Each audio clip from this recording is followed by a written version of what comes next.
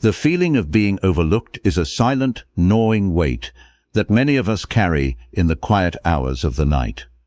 It is the sting of having your contributions dismissed, your presence treated as an afterthought, or your boundaries crossed by those who assume your kindness is a form of weakness. You have worked, you have provided, and you have remained loyal, yet the recognition you intuitively feel you deserve remains perpetually out of reach. Perhaps you have found yourself explaining your value, raising your voice to be heard, or seeking validation from people who were never capable of understanding your worth in the first place. This cycle of seeking approval is a trap, a slow erosion of your sovereignty that leaves you more exhausted and less respected than when you started. It is a fundamental human hunger to be seen, but when that hunger drives us to beg, we inadvertently surrender the very thing we are trying to protect, our own dignity. Most people today attempt to solve this problem with superficial adjustments. They attempt to curate a specific image, they lean into performative busyness to look essential, or they become combative to prove their dominance. These are the modern life hacks of the insecure, and they fail because they rely on the external world to validate your internal state. They are temporary patches on a structural failure. What you are looking for, what you truly require, is not a strategy for manipulation, but a fundamental shift in your philosophical architecture. You are seeking a path to a state of being so grounded and so self-sufficient that the opinions of others become as inconsequential as the weather. This is not a new problem. 2,000 years ago, the greatest minds in history faced the exact same pressures: betrayal, insignificance, the scorn of the ignorant, and the fragility of public reputation. They did not respond by shouting louder or by begging for a seat at the table. They responded by withdrawing into the fortress of their own minds. They understood a secret that has been largely lost in our age of constant connectivity and vanity. True influence is never demanded. It is commanded through the absolute mastery of one's own inner world. By the end of this exploration, you will understand how to dismantle the need for validation, how to cultivate a presence that requires no external permission, and how to operate from a position of such profound inner strength that respect becomes an inevitable byproduct of your existence, rather than a commodity you have to chase. The foundation of this transformation begins with the fundamental Stoic principle of the dichotomy of control. We live our lives in a constant state of agitation because we attempt to exert force over the things that are not our own. We try to control how others perceive us, how they judge our work, and whether or not they offer us the respect we think we are owed. We stake our emotional stability on a variable we cannot influence. If someone chooses to disrespect you, you become angry, wounded, or desperate to correct them. But consider this: why does their opinion hold the power to dictate your reality? By reacting, you are effectively handing the keys to your nervous system over to a stranger. You are telling the world that your self-worth is a hostage and that the ransom is their approval. To stop begging for respect, you must first withdraw your emotional capital from the market of public opinion. The Stoics practiced this with a severity that would be considered radical today. They realized that when you decide that the only thing you can truly control is your own character, your own reactions, and your own dedication to excellence, you become invincible. If you are honest, if you are disciplined, and if you are living in accordance with your high-hearted principles, then you have already fulfilled your duty. What anyone else thinks of that performance is a matter of their own perception, not your reality. The man who is truly powerful does not argue with his critics, nor does he parade his successes to win their favor. He is like the mountain. He stands unmoved, not because he is unaware of the wind, but because the wind lacks the power to shift his foundation. This brings us to the strategic necessity of silence. In an age where everyone is desperate to announce their intentions, their grievances, and their achievements, there is a profound, almost terrifying power in disappearing. Silence is not merely the absence of speech. It is the presence of self-control.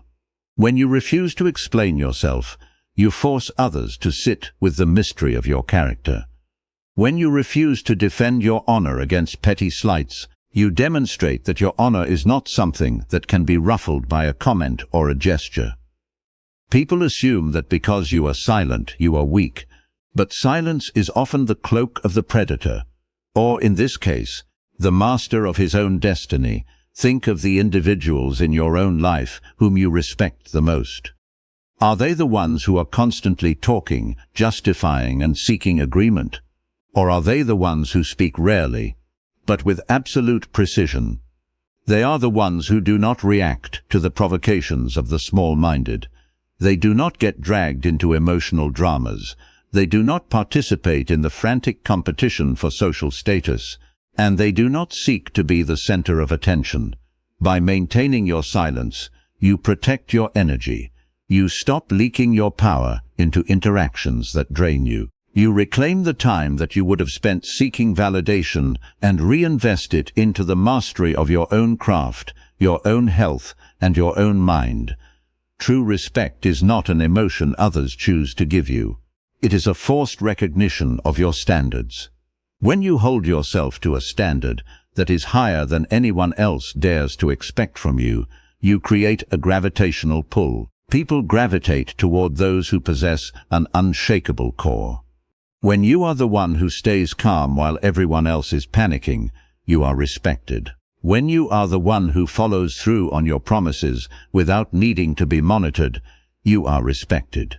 When you are the one who remains indifferent to the allure of short-term praise, you are respected. You are essentially setting a new boundary for the world.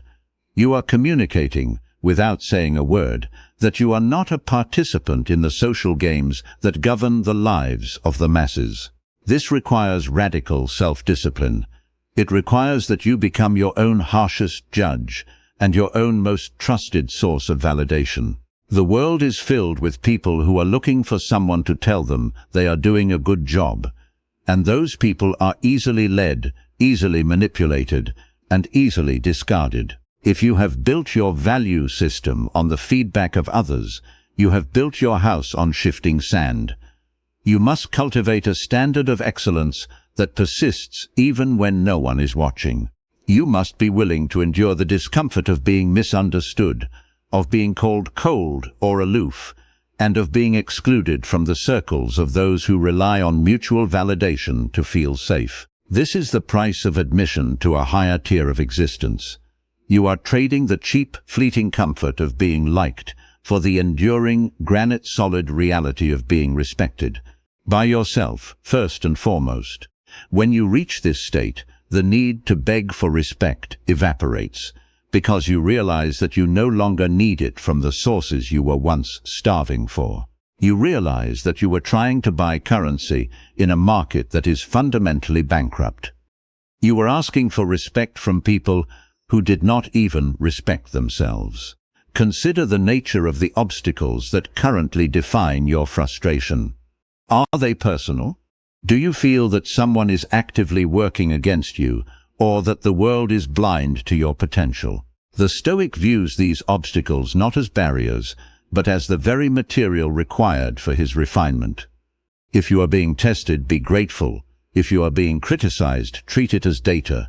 If you are being ignored, treat it as an opportunity to sharpen your focus without the distraction of public noise. You are being forced to retreat into your own center, and in that retreat you will find the strength you never knew you possessed. You must learn to love the friction of your life. Amor fati, or the love of one's fate, is the final stage of this detachment. It is the ability to look at every setback, every act of betrayal, and every moment of being overlooked and say, "This is exactly what I needed to become who I am meant to be." When you stop fighting reality and start using it, the power dynamic in your life changes permanently. You stop being a victim of your circumstances, and you become the architect of your response. And it is in that response, calm, calculated, and indifferent to external outcomes, that true, unshakable respect is born. This transformation, however, is not a destination you reach and then inhabit passively. It is a discipline you must renew every single day. The moment you begin to feel comfortable, the moment you begin to assume that your status or your reputation is secure, is the moment your discipline begins to slip. The world is a constant test of your resolve, and it will often present you with scenarios designed to lure you back into the cycle of seeking validation. A critic will emerge just when you feel you have done your best work, or a situation will arise where your competence is questioned by someone whose opinion you previously valued. These are not failures of your path, they are the final examinations. When such a moment occurs, your instinct will be to defend yourself, to explain your actions, or to prove your worth through argument. This is the oldest trap in the human experience. Remember that any attempt to explain yourself is, in effect, a concession. By entering into an argument, you are implicitly agreeing that your value is something that can be debated or negotiated. You are suggesting that if you can just present the right evidence or use the right words, the other person will finally grant you the recognition you seek. But this is a delusion. Those who are committed to misunderstanding you will not be swayed by your logic, and those who do not respect your character will not be impressed by your excuses. True authority is silent because it does not need to justify its existence. Consider the difference between a master and an apprentice. The apprentice feels the constant need to explain why they are doing what they are doing, to seek confirmation that they are on the right track, and to apologize for their mistakes. The master, by contrast, acts with a singular, quiet confidence. They do not look to the crowd for approval before they move, and they do not wait for applause once the task is finished. They know the value of their work, and they know the integrity of their own process. Their respect is self-contained. To cultivate this mastery, you must practice the art of strategic invisibility. There is a deep ancient wisdom in keeping your plans, your intentions, and your inner life hidden from the public eye. When you broadcast your goals, you invite the interference of others. You create a space where people feel entitled to comment, to judge, and to offer unsolicited advice. You give them a stake in your success or failure, which essentially gives them a degree of control over your emotional state. By keeping your business to yourself, you maintain complete sovereignty over your trajectory. You do not need the world's permission to pursue your vision, and you do not need the world's validation to sustain your momentum. This is particularly critical when it comes to your character. The people who are most desperate for respect are often those who are the most transparent, those who wear their hearts, their ambitions, and their insecurities on their sleeves for anyone to see. They are easy to read, and therefore they are easy to influence. If you are predictable, if you are easily angered, or if you are visibly hungry for praise, you have given the world a map of your vulnerabilities. You have essentially left the doors to your inner fortress wide open. To become unshakable, you must become opaque. You must learn to hold your own counsel, to observe more than you speak, and to let your actions speak with a volume that no amount of self-promotion could ever replicate. Furthermore, we must address the reality of human nature. People will naturally try to bring you down to their level, especially as you begin to embody this new standard of self-sufficiency. Your indifference to their opinions will be perceived by some as arrogance. Your silence will be interpreted by others as coldness. This is a predictable reaction. When you stop playing the game of social status, you threaten those who are still deeply invested in it. You reveal the futility of their struggle, and because they are not yet ready to face that truth, they will attack you. Do not take this personally. Do not get angry, and do not be tempted to explain your change to them. When you are criticized, view it as a confirmation that you are actually on the right path. As the Stoics understood, the man who is unbothered by the insults of the small-minded is the man who has attained a level of freedom they cannot even conceive of. If you have done nothing wrong, If your conscience is clear, then the opinions of others are merely external noise. They have no impact on your character, they have no impact on your future, and they have no impact on the truth of who you are. To respond to such criticism is to lower yourself to their level of consciousness. To remain unmoved is to transcend them entirely. You must also recognize the danger of the praise trap. It is not just insults that can derail your progress, it is the intoxication of positive feedback. Many people who do not beg for respect still fall into the trap of begging for admiration. They perform to be seen, they seek out the praise of their peers, and they allow their sense of self to be inflated by the approval of the crowd. This is just as dangerous as seeking validation through defense. When you rely on praise to feel good, you become a prisoner of the person who is giving it. You are essentially allowing them to manage your ego. If you want to be truly respected, you must develop a profound indifference to both praise and blame. You must be able to stand in the spotlight and feel nothing but a cold, clear commitment to the duty at hand, and you must be able to stand in the shadows and feel the exact same sense of purpose. This brings us to the final, and perhaps most difficult, aspect of this philosophy, the total acceptance of your own mortality and the insignificance of public legacy. We act as though our reputation will survive us, as though the opinions of our contemporaries will somehow define our worth in the grand, timeless sweep of history. This, too, is a vanity that prevents you from living with true power. The people who are currently judging you, the people whose respect you are currently chasing, in a few generations they will be gone, and so will you. The only thing that endures is the quality of your character in this present moment. If you want to be respected, stop chasing the shadows of other people's opinions and start building a character that is worthy of your own profound internal reverence. When you finally stop looking for validation, you will find something far more powerful. You will find peace. You will find that your energy, once scattered in 1,000 directions by the need to manage your reputation, is now focused entirely on the tasks that define your existence. You will become more efficient, more creative, and more formidable. You will stop being a reactive creature, constantly adjusting your posture to suit the expectations of the crowd. And you will start being a proactive force, defined only by your own standards and your own will. This is the secret that the great leaders and thinkers of antiquity carried with them. They did not win by playing the social game.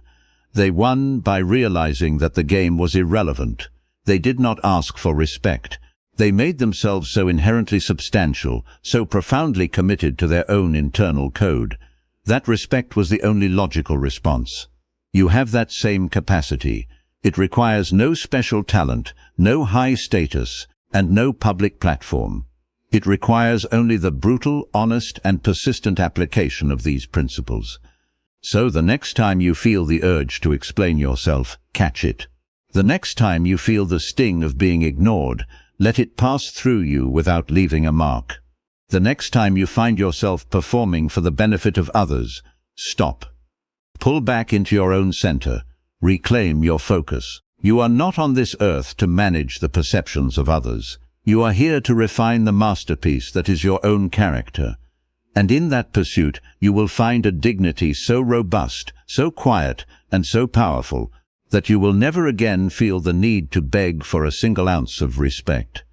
You will have become the only judge that truly matters, and in doing so, you will have mastered the only realm that truly counts, the domain of your own soul.